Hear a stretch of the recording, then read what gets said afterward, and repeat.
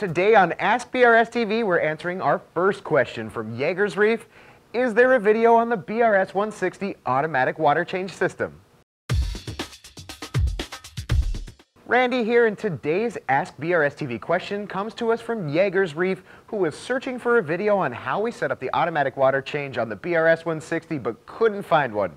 Well, Jaeger, thanks for the question, and the answer is no. We don't have a video on it until today. For those of you that don't know, we recently set up a push-button manual water change system on the BRS 160 using the Neptune dose tied to our Apex.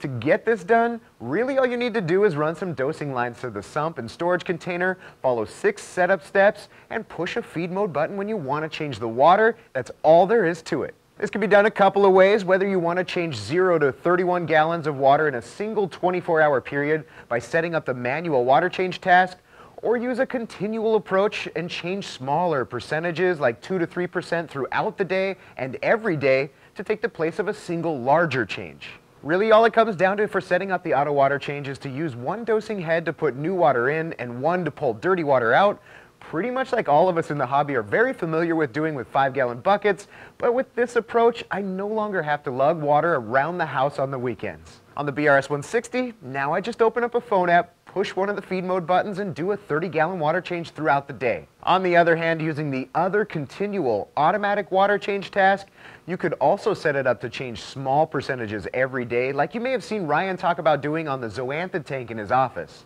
To set this up on your system, you will need some sort of water reservoir. We had a 65-gallon drum that I put near the sump in the back of the tank, which made it very easy to run the dosing lines directly to the tank in one of the dosing heads. You'll also need to run the lines for the dirty water, which I put deep in the bottom of the sump, through the other dosing head, and straight up the wall out to the utility sink in the other part of the studio. One thing many people don't realize about the Neptune dose is that you can use it to push or pull liquids upwards of 24 feet vertically and pretty long runs horizontally, meaning that you could probably reach any room in the average size house. So that means if you don't have the room or permission for a setup like this right next to your tank, you can easily put this thing in the garage or basement and run it up to the tank. That may mean that you drill a pencil-sized hole through the wall or floor, which I'm personally not worried about, but you could just as easily use cord hiders like we did in Ryan's office for the Softy tank. After the physical install of the dose and reservoir, the only thing that's left is programming your doser, which is super simple since you only need to answer a few questions in the tasks function and you're done. One thing that got me when setting it up on the BRS 160 is that the heads spin in opposite directions, so you'll have to forget about the directional arrows on the dosing heads and follow the diagram in the tasks function. Also, I use different color 1/4-inch RODI tubing to be sure of which one is supposed to do which task. Here's a couple of final tips for setting up the auto water change. First, find a container that can hold a few more gallons than the amount that you plan on changing, because sometimes the dosing lines can get bumped or moved around and you don't want to be pulling water out of the tank with nothing coming in behind it. Ideally, I'd find something large enough that can handle 2 manual water changes before needing to be refilled, which can also save you time. Finally, for the manual water change option, you can only change up to 31 gallons in a single 24-hour period to avoid damage to the pump.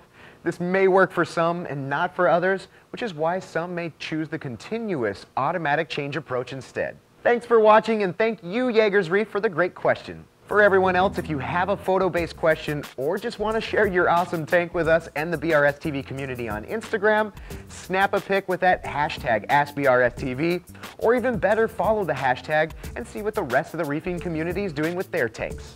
Check out that link in the lower left or in the description to see what the Ask BRS TV IG community is doing, and we'll see you on the next Ask BRS TV.